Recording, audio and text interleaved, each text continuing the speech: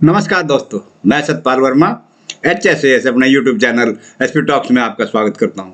दोस्तों, आज के वीडियो में हम डिस्कस करेंगे कि कार्यालय में ड्राफ्टिंग कैसे की जाती है। ड्राफ्टिंग के 3-4 प्रारूप हैं जो मैं आपको सभी पर चर्चा करूंगा कि अपने सीनियर ऑफिसर को कैसे पत्र लिखा जाता है, अर्थात अपने हेड ऑफिस को, अपने से बड़े दफ्तर को कैसे पत्र लिखा जाता है, कैसे ड्राफ्टिंग की जाती है, अपने सबॉर्डिनेट ऑफिस को कैसे की जाती है और डीओ लेटर कैसे लिखे जाते हैं। हालांकि पूर्व के वीडियो में हमने नोटिंग और ड्राफ्टिंग डिस्कस किया था, लेकिन उसमें हमने नोटिंग पर्टिकुलर डिस्कस किया था और उससे ड्राफ्टिंग कैसे होती है। और सभी ड्राफ्टिंग नोटिंग से ही की जाती हैं, क्योंकि सबसे पहले तो हमें नोटिंग पर अपने बॉस की, अपने जो इंचार्ज हैं हमारे, उनसे अपने कार्यालय के अनुमति लेनी होती है, अप्रूवल लेनी होती है। जो भी हमने कहीं लेटर भेजना है, कोई पत्राचार करना है, चाहे हमने कोई सूचना मंगवानी है या कोई सूचना का जवाब देना है, तो हमें अपने जो जिस कार्यालय में हम काम कर रहे हैं उसके इंचार्ज से, उसके बॉस से अप्रूवल लेकर के ही आगे पत्राचार करना होता है। तो नोटिंग तो सबसे पहले होगी। आज हम नोटिंग डिस्कस नहीं करेंगे इसमें, क्योंकि नोटिंग हमने कल डिस्कस कर ली है। आज हम डिस्कस करेंगे कि ड्राफ्टिंग कैसे की जाती है, उनके प्रारूप मैं आपको दिखाता हूं। देखिए आप अपने स्क्रीन पर। हाँ, तो देखिए दोस्तों स्क्रीन पर कि ये एक प्रारूप है जो कि निदेशक उद्योग विभाग से लेटर लिखा गया, और ये किसको लिखा गया? मुख्य सचिव हरियाणा सरकार को। कल के वीडियो में हमने यही डिस्कस किया था, यही प्रारूप मैं आज फिर दोबारा लेके आया हूं कि जब हम अपने हायर दफ्तर को चिट्ठी लिखते हैं तो हम ये ख्याल रखते हैं कि हम छोटे हैं और हायर ऑफिस हमारा सीनियर ऑफिस है, तो उसी शिष्टाचार को निभाते हुए हम पत्राचार करते हैं। और जब हम अपने से छोटे दफ्तर सबॉर्डिनेट को लिखते हैं तो वही शिष्टाचार के एक सीनियर अपने जूनियर को जो पत्र लिखता है वो हिदायत जारी करता है। उसमें जो पत्राचार के शब्दावली है वो हिदायतों बारे होगी, और यदि सीनियर को लिखेंगे तो हम उनके आदेशात्मक के लिखेंगे। तो ये एक ध्यान रखने वाली बात है। तो ये पत्र हमने निदेशक की तरफ से मुख्य सचिव को लिखा। कल भी हमने डिस्कस किया था कि ग्रुप सी कर्मचारियों का सर्विस रिकॉर्ड HRMS पर अपलोड करने बारे। तो विषय हो गया ग्रुप सी कर्मचारियों का सर्विस रिकॉर्ड HRMS पर अपलोड करने बारे। कृपया आपके पत्र क्रमांक 525 दिनांक 1/1/2021 के संदर्भ में। इसमें हमने लिखा कि आपके कार्यालय द्वारा उपरोक्त विषय पर मांगी गई सूचना निम्नानुसार आपके सूचनार्थ एवं आगामी कार्यवाही हेतु भेजी जाती है। तो ये क्या था कि ये उन्होंने हमारे से सूचना मांगी थी जो कि हमने उनको दी है। और यहाँ पे जो ये बॉक्स बना के दिखा रहा हूँ मैं आपको, इस बॉक्स में आपने क्या करना है कि जो सूचना मांगी गई है उनके पत्र में, उसका जो उत्तर है हमारे रिकॉर्ड के अनुसार बनाया था हमने, अप्रूवल ली थी नोटिंग में, ये हमने यहाँ पे लिख देना है। और उसके पश्चात हस्ताक्षर किसके थे? अधीक्षक के क्यों हस्ताक्षर करवाए हमने? कृत्य करके करवाए। किसके? निदेशक के निदेशक से हमने अप्रूवल ले ली है, और अब दोबारा फाइल निदेशक महोदय को भेजने की आवश्यकता नहीं है। उनके बिहाफ पर, कृत्य का मतलब है for and on behalf of, उनके बिहाफ पर ये अधीक्षक महोदय दस्तखत कर देंगे। ये अपने आप में क्लियर है कि निदेशक महोदय की तरफ से ही ये पत्र का जवाब दिया गया है। तो ये था दोस्तों कि जब हम अपने हायर ऑफिस को पत्र लिखते हैं तो हमें क्या करना होता है। तो अब मैं आपको प्रारूप दिखाता हूं कि जब हम अपने से निचले दफ्तर को पत्राचार भेजते हैं, अर्थात ये देखिए प्रारूप कि प्रेषक वही है निदेशक उद्योग विभाग हरियाणा, अर्थात डायरेक्टोरेट ऑफिस से कोई पत्र सबॉर्डिनेट ऑफिस में जा रहा है तो वो उसकी लैंग्वेज क्या होगी और उसका प्रारूप क्या होगा। तो ये देखिए, सेवा में इंचार्ज कौन है? इंचार्ज कौन है कि ये जिला उद्योग केंद्र पानीपत, विषय क्या हुआ, मासिक रिपोर्ट भेजने बारे। जिला मासिक इसमें हम देख रहे हैं, ये बात हमने पहले फाइल पे अप्रूवल ले ली है, फाइल पे अप्रूवल ले ली है, और उसके बाद हम ये पत्राचार कर रहे हैं। क्या विषय क्या हुआ, मासिक रिपोर्ट भेजने बारे के जितने भी जिला कार्यालय हैं सभी के सभी हर मास रिपोर्ट भेजते हैं। तो इसमें लिखा कि जिला मासिक रिपोर्ट का अवलोकन करने पर ज्ञात हुआ कि आपने अभी तक अपने कार्यालय की मासिक रिपोर्ट निदेशालय को नहीं भिजवाई है, जिसका निदेशक स्तर पर कड़ा नोटिस लिया गया है। ये बता रहे हैं हम कि निदेशक महोदय ने कड़ा नोटिस लिया है कि क्यों नहीं भिजवाई, क्योंकि ये सबॉर्डिनेट ऑफिस है ना, इसलिए हम उनको हिदायतें जारी कर रहे हैं। आदेशात्मक पत्र है, ये हिदायत जारी की जाती है कि आप अपने कार्यालय की मासिक रिपोर्ट तुरंत निदेशालय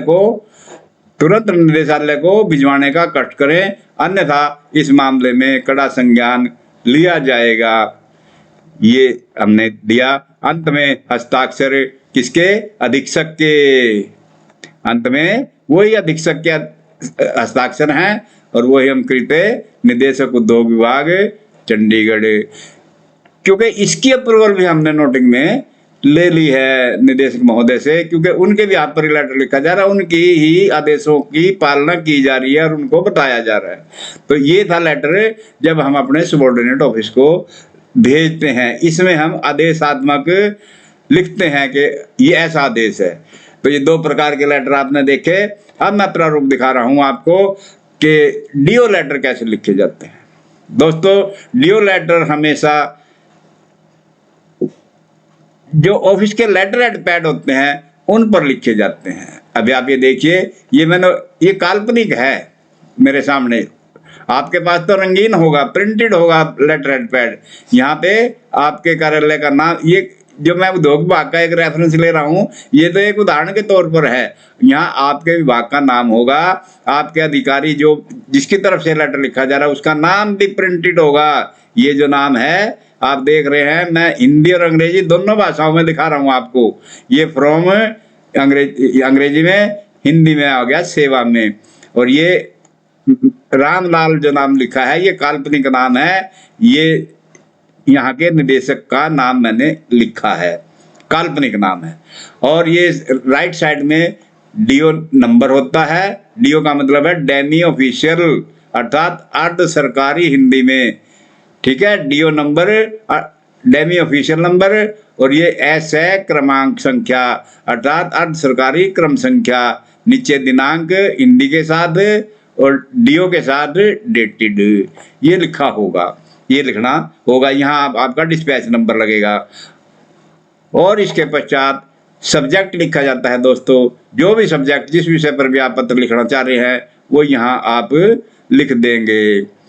और ये हिंदी में हो गया विषय, ये हिंदी में आप लिख देंगे, क्योंकि हरियाणा सरकार में हिंदी में ही जो है कम्युनिकेशन, पत्राचार करने की हिदायतें जारी हैं सरकार की तरफ से कि जो भी पत्राचार करे वो सारा का सारा हिंदी में होना चाहिए। इसीलिए मैं आपको ये हिंदी का प्रारूप दिखा रहा हूँ।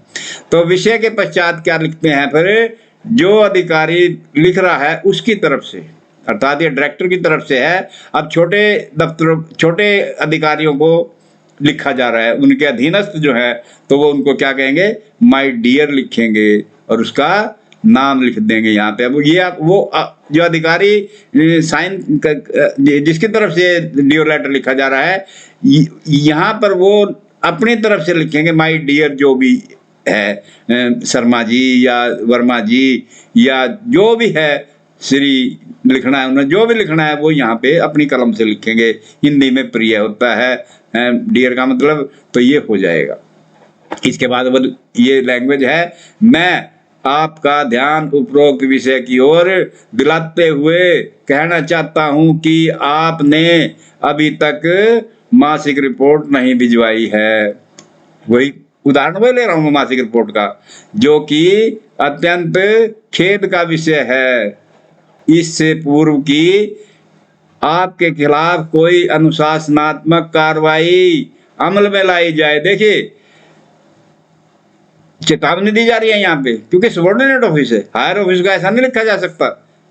मैंने बताया प्रोटोकॉल का ख्याल करना पड़ता है, शिष्टाचार का ख्याल करना पड़ता है पत्रों में, इसलिए यहाँ पे आदेशात्मक लिखा जा रहा है क्या कि इससे पूर्व, इससे पहले कि मैं आपके खिलाफ कोई अनुशासनात्मक कार्रवाई अमल में लाई जाए, आपको हिदायत दी जाती है कि आप 2 दिनों के भीतर भीतर मासिक रिपोर्ट निदेशालय को भिजवाने का कष्ट करें। अब ये बात अंडरस्टूड हो गई इसमें कि यदि 2 दिन में नहीं गई तो अनुशासनात्मक कार्रवाई हो जाएगी, क्योंकि वो पहले लिख चुके हैं, तो ये दोबारा लिखने की आवश्यकता नहीं होती है कि जी अन्यथा आपके खिलाफ कार्रवाई की जाएगी। वो अपना पहले ही अपनी मंशा जाहिर कर दी कि इससे पूर्व के मैं को आपके खिलाफ कोई अनुशासनात्मक कार्रवाई अमल में लाऊं तो आप ये पहले ही कर दो, 18 दिन नहीं करोगे तो कार्रवाई आपके खिलाफ होगी। तो दोस्तों ये सबॉर्डिनेट ऑफिस की को था एक डीओ लेटर, और यदि यही डीओ लेटर हमने हायर ऑफिस को लिखना होता तो हम क्या करते, प्रारूप यही है सारा का सारा, ऊपर से जो आपने देखा है, इस प्रारूप को हम क्या करेंगे, अंग्रेजी में बदल देंगे। कैसे बदल देंगे, यहाँ पे क्या होगा, आई वुड लाइक टू अंग्रेजी में, ठीक है, तो आप उसकी अंग्रेजी बना लें सीधे शब्दों में, कोई ऐसी लंबी चौड़ी कहानी नहीं है। तो और उम्मीद करता हूँ कि आपको ये अच्छी बात लगी होंगी सारी बातें, और समझ आई होंगी, और आपको जो है ना किसी प्रकार की कोई कठिनाई ना आए और आप कार्रवाई करें। तो ये था दोस्तों कैसे ड्राफ्टिंग की जाती है, और उम्मीद करता हूँ कि आपको पसंद आई होगी, इसलिए आप मेरे वीडियो को लाइक और शेयर करना ना भूलें, तुरंत करें, और जो मेरे चैनल से अभी भी जुड़े हैं वो सब्सक्राइब भी करें, बेल आइकन का बटन दबा करके मेरे चैनल को सब्सक्राइब करें। दोस्तों इन्हीं शब्दों के साथ नमस्कार।